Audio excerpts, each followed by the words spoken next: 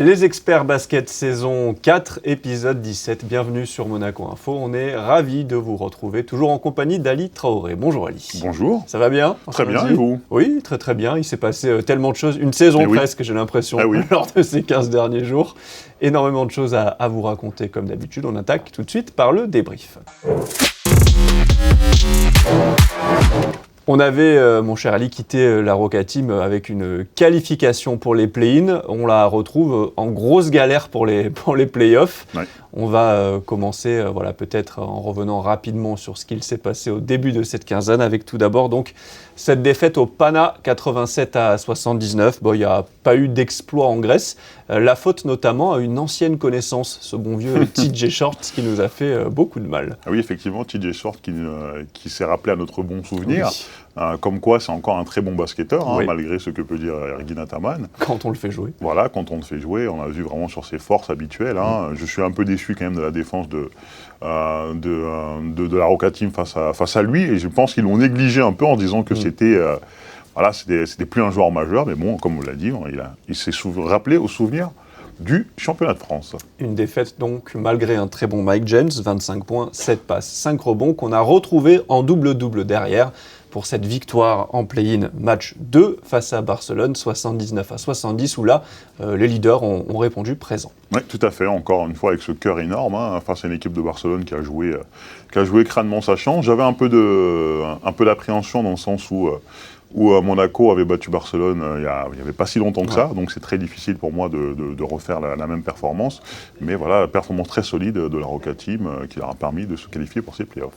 2 double-double dans ce match, donc 13 points, 10 passes pour Mike James, toujours un très bon Jaron Blossom game, 11 points, 10 rebonds, Daniel Taïssa 16 points, Elio Kobo à 14, voilà pour les stats des leaders. On se projette sur cette série face à l'Olympiakos, premier de saison régulière, forcément. On s'attendait à ce que ce soit très compliqué, et ça a été le cas notamment dès le match 1 où Monaco a été un petit peu puni, défaite 91-70. Oui, vraie punition où Olympiakos a pu montrer sa supériorité physique, dans le sens où on a eu beaucoup de situations de post-up des meneurs. On a souvent vu Mike James ou Matthew Strazel en situation de post-up. En face, ils sont grands et costauds, et Corey Joseph notamment, qui nous a fait beaucoup de mal, qui s'est aussi rappelé à notre bon souvenir. Thomas Walkup, et en fait ils ont eu beaucoup de situations où il y avait le post-up et de l'autre côté des meneurs, et de l'autre côté ça jouait, beaucoup d'écrans, et ça libérait les shooters, notamment Sacha Vezenkov ou alors Kostas Papanikolaou, entre autres. Donc et ensuite il y a une grosse domination à l'intérieur, mais vraiment Nicolas Militunov qui a fait un chantier.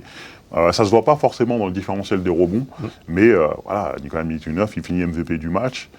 Défensivement on n'avait aucune réponse par rapport à ça. Et à côté, comme d'hab, Sacha Vezenkov qui est... Je suis un peu déçu. J'avoue que je suis un peu déçu sur la défense sur Sacha Vezenkov. On attendait plus de Jaron, d'Alpha, ouais. Oui, on attendait plus de Jaron Bossangame, ou alors Alpha Diallo dessus, qui avait fait un boulot extraordinaire, on se souvient.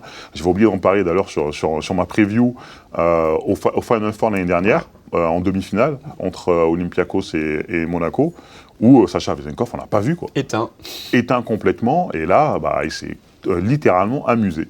Donc je suis un peu déçu par rapport à la défense sur ce joueur. Le basket est un sport d'adresse. Quand on met pas de points, c'est aussi compliqué de gagner avec ce vilain 4 sur 28 à 3 points, avec pourtant pas mal de shoots couverts. Est-ce que c'est aussi la fatigue de l'enchaînement des matchs qui peut expliquer cette maladresse? Je pense sincèrement que c'est le cas, parce que Olympiakos déjà a fait un défi physique énorme. Donc déjà, il fallait tenir physiquement face à eux. Encore une fois, ils sont plus grands, ils sont plus costauds que nous. Et après, je pense que les jambes, elles ont manqué. Quand on voit Matthew Strazel à 0 sur 9, rare, c'est pas normal. Et après, Olympiakos, ils ne se sont pas pris la tête. Ils ont dit, allez, hop, on reste dans la raquette, shooter les copains. Et malheureusement, les shoots ne rentraient pas. Donc si vous ne mettez pas vos shoots, et en plus d'être dominé physiquement, il n'y a aucune chance de gagner ce match. Il fallait se relever malgré tout 2 jours après, et malheureusement on est parti sur une gifle encore un peu plus forte sur la joue, parce que là il y a moins 30 dans la musette, où qu'est-ce qui s'est passé lors de ce match 2?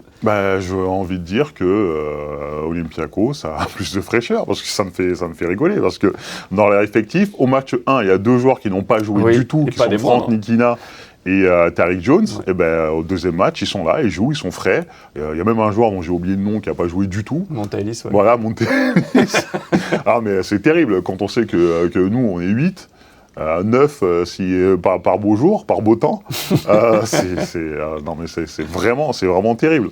Donc oui, ils ont continué à mettre la pression. Oui, ils ont fait exactement le même match. Hein. Ils ont totalement attaqué nos petits arrières sur le post-up.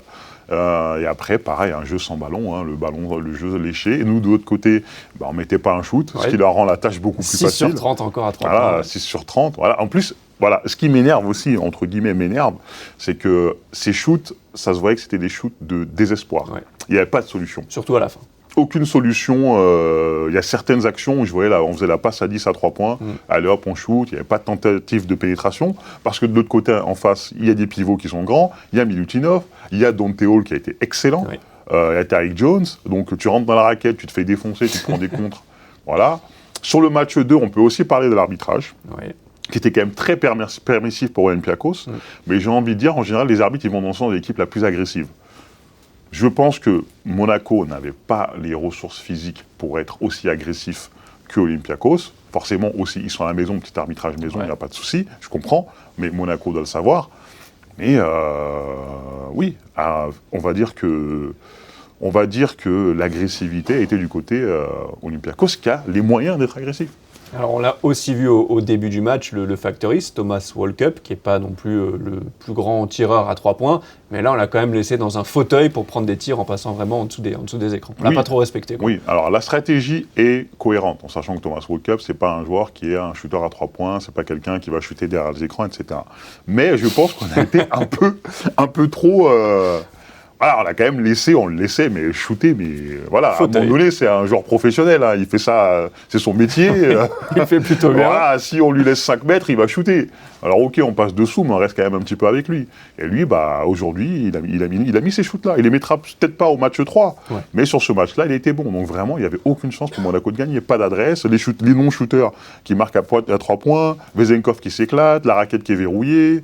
Alors, et Mike James expulsé. Et Mike James expulsé, qui a encore perdu ses nerfs.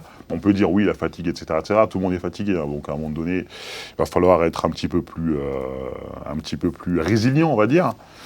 Bon, voilà, c'était un match assez cata. Vous lui en voulez du coup à Mike parce que c'est vrai qu'il a été très très bon contre le Pana. Alors on en parlera aussi, mais en finale de coupe, il a été excellent contre Le Mans. Là, on a le sentiment qu'un joueur comme ça doit peut-être réussir à contenir ses nerfs et pas abandonner le navire quand ça va mal. J'en veux, oui et non. Oui, parce qu'effectivement, tu es censé être le leader de l'équipe, donc il faut un peu que tu montes l'exemple. Ok, d'accord, ça tapait fort en face. On peut le comprendre avec ça. On va pas le dire, hein, ça tapait, ça sifflait pas, ok, il n'y a pas de souci. Mais tu es censé être le leader, tu n'es pas censé perdre tes nerfs comme ça à chaque fois. Dans les moments chauds, je crois qu'il a reconnu plus tard sur Twitter avec ses tweets là. Mais bon, voilà quoi. Moi, je suis pas fan quoi. Je suis pas fan du tout. Surtout que sur le match 1, il est bon. Ouais. Sur le match 2, il faisait un bon match. C'est dommage. Alors entre-temps, il y a eu aussi cette victoire, on l'a dit, en Coupe de France face au Mans, 3 sur 3. Ce calendrier complètement dingue, mais on peut toujours en parler, c'est un peu n'importe quoi, mais Monaco avait là su trouver les ressources pour prendre ce 3e titre de la saison. Oui, après c'est pas la même adversité, le Mans. C'est ça qui fait la différence. Mais en tout cas, c'est génial, 3 trophées à prendre, 3 trophées pris, une qualification en play-off, c'est la 5e consécutive. 5 sur 5, ouais. Voilà, qui montre que Monaco, c'est une place forte du basket européen. Le bilan est génial. Ouais. Là, c'est 2 matchs qui ternissent un peu tout ça. Mais après, on peut se dire qu'on pouvait s'y attendre. Même si je m'attendais à un petit peu plus de résistance. Mais là, c'est vraiment très, très dur. Et on va d'ailleurs se projeter sur la suite et possible fin, malheureusement, de cette série dans votre chronique Le Point d'Ali.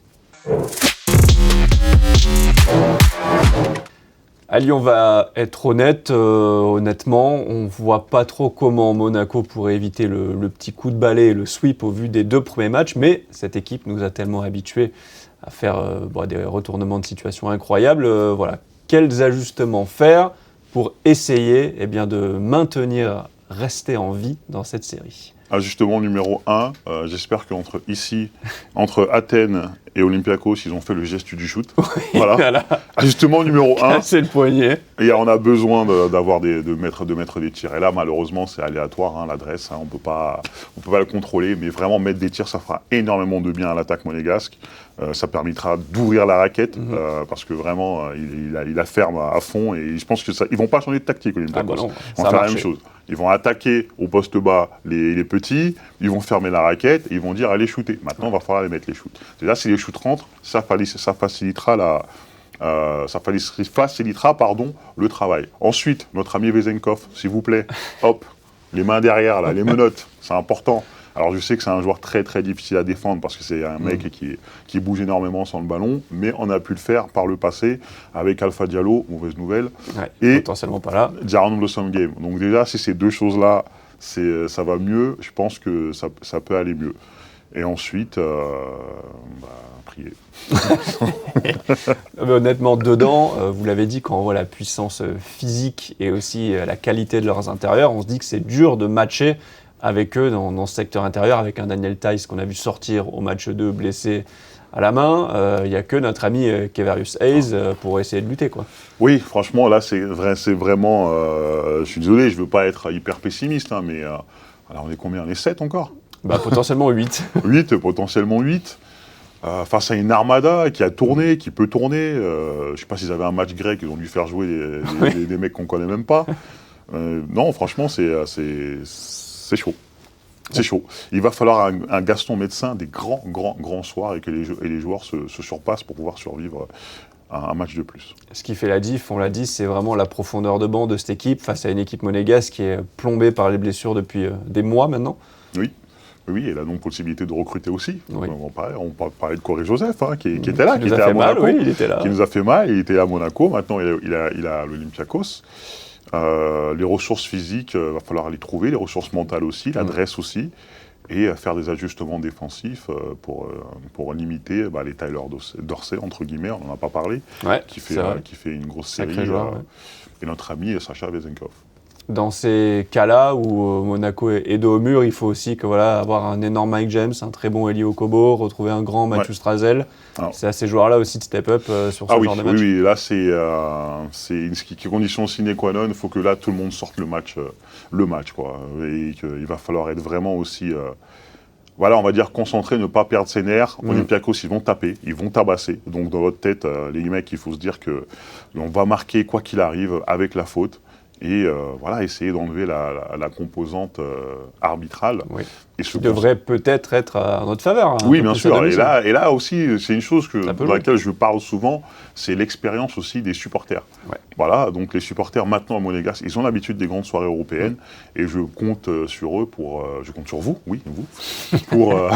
pour mettre la pression sur le corps arbitral si ça ne se passe pas comme prévu. Ali vous a passé le message. Voilà. Messieurs, dames, soyez prêts, soyez bons dès mardi soir à Gaston Médecin pour que, malgré tous ces signaux négatifs dans cette équipe, on arrive à faire l'exploit et à prendre ce match 3. Merci Ali d'avoir été avec nous. Merci à vous. On y croit quand même, malgré tout. Voilà, pour demain, on termine sur une note positive et on se rejoint une prochaine fois pour débriefer tout ça sur Monaco Info dans les experts.